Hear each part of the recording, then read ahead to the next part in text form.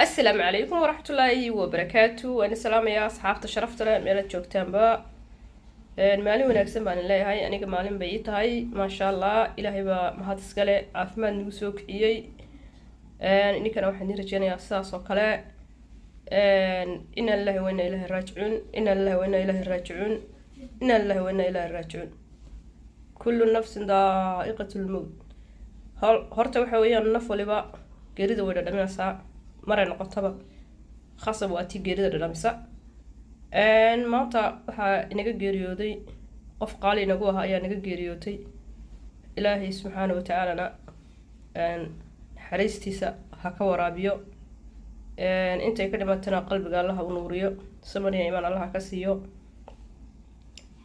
runtii horta anagu khadar gabadh fanaanada ahaan jirtay kulley hadda may ahayn way ahaan jirtay dadka maaragtay heesaheeda dhegeysan jiray anugu mayhi laakiin qof qaaliya marka laga sheekeeyay intaanay dhibanba kahor waxaan dhegta ku hayay runtii qof qaaliya inay ahayd wixii ahaydna maanta unbaa la arki doonaa qof qaaliya inay ahayd qof dadku u siman yihiin inay ahayd qof ma garanaysaa qalbi wanaagsan inay ahayd ayaan runtii aada iyo aad aan u maqli jiray runtii maantana waan xaqiiqsaday markaan arkay dad fara badan oo ka sheekeynaya intaa waxaa dheer ilaahay khaatimada khayr noogu khaatim waxaa ilaahay mahadi ah inay haysaha ka toobad keentay inay xaj ka tagtay anu waxaan garanayaa runtii dad fara badan oo ehelkeeda ah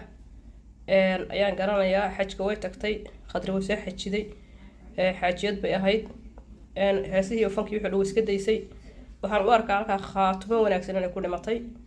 ilaahayna dee wuu sheegay waxa qofku markuu suxulkaas oo kale uma garanaysaa dee u jiro xumaanta qofka hadduu ilaahay dee khaatimo wanaagsan ma garanaysaa uu u qoray wuu ka weeciyaa markaa ilaahay baa mahad iskale inay maanta khaatimo wanaagsan ku dhimatay ayaa maaragtay ilaahay baa mahad ku mahadsan waxaan marka tiiraanya lagu dirayaa ummadda soomaaliyeed oo dhan ay ka geeriyootay kolley shaqsi kamay geeriyoon khadar qof walba uu garanayaa qof aana bay ahayd markaa xumaan kumaynan ogeyn caan kumay ahayn laakiin maadaama qof dee muxtarim ay ahayd asxaabteeda iyo si gaara caruurteedan maaragtay ugu tacsiyeynayaa ilaahayna waxaan uga rajeynayaa janatulfirdows inuu ilaahay ka waraabiyo ilaahay idamkii insha allah biidni illaah waa tanaa markhaatigan waxaa la yidhahdaa markhaati maalintay noolayd waa tana iyadoo afkeeda ka qiranayso le anugu heesihii waan joojiyey kitaabkaygaas iyo qur-aankaygaas aanan magaranaysa ku mashquulsanahay ilaahay baanu markhaati uga nahay waa taa kusoo dhawaada walaalayaal idinkoo mahadsan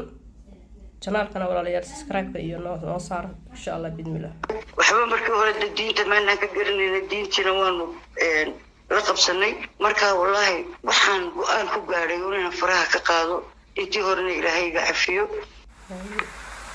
naxariistii jannada ha ka waraabiyo khadra daahir waxay ahayd daawadayaal barbarkayga bidix waxaa taagan xildhibaan siciid cudey oo ka mid ah mudanayaasha golaha deegaanka ee caasimadda hargeysa xildhibaan cudey waxa uu ka mid ahaa dadkii ka agdhowaa fanaanada eebba naxariistii jannaha ka waraabiye khadra daahir ciga oo caawa ku geeriyootay hargeysa xildhibaan waad arkaysaan xildhibaanku waa eedadii run ay ahayd cid uga dhoweyd may jirin marka isagaa ka waramaya waxaynu ognahay buuna ka sheekeynayaa runtii wax hadda inagu cusub maaha insha allah dhegeysi waan walaalayaal khadra daahir cige aqoon baad u lahayd weliba dadka ehelkeedaad ka mid tahay weliba waxaad ahayd qofkii maalmihii ugu dambeeyey ee laga xog wareysanayay ee cisbitaalka ku hayay bal soo dhawow khadra daahir maxaad ku xasuusataa ilaahay ha u naxariistee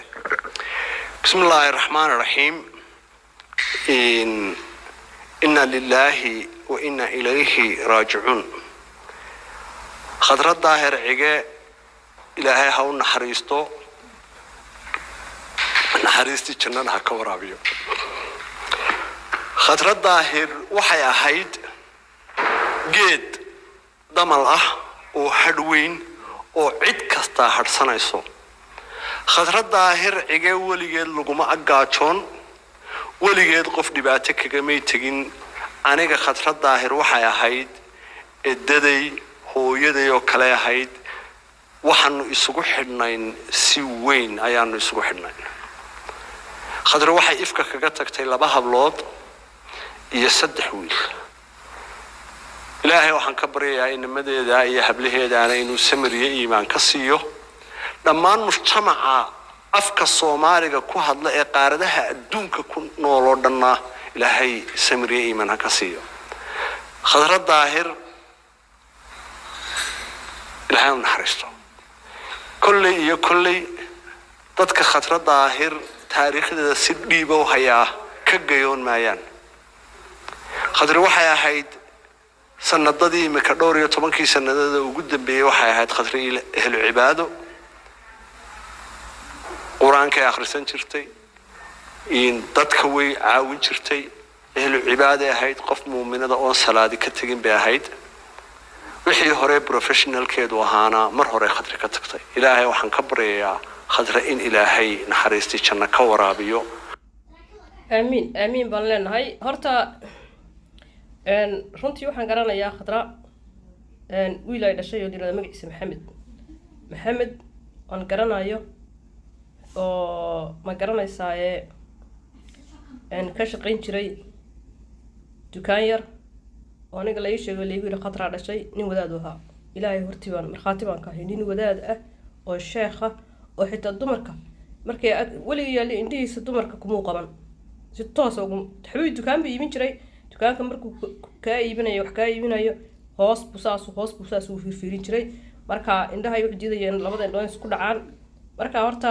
khadra bay nasiib bay leedahay ma sha Allah dad ma garanaysaa diinta u saaxiibay ka tagtay iyaduna ma garanaysaa dawakaas ayaa qof ma garanaysaa ka toobad keentay bay ahayd wixii ay ku jirtay heesaha marka ilaahay baa mahad iskale waxaan rajeynayaa insha Allah jannatul firdaws inuu ilaahay ka waraabiyo xariisi janno kullay xeelata xabaasheeda aad baa looga soo qayb gali doonaa markhaatina inta asaaba u ah qof wanaagsan inay ahayd walaalayaal usoo duceeya insha Allah u duceeya ducada ugu kaaba kullay qofku maalintu dhintuu kaaga baahan yahay maartay caawimaad oo ah wax kale ma jirtay ducaduna maaha qof walba awoodo weeyaan walaalayaal usoo duceeya insha Allah in salaam ya walaalaha sharafta leh asalaam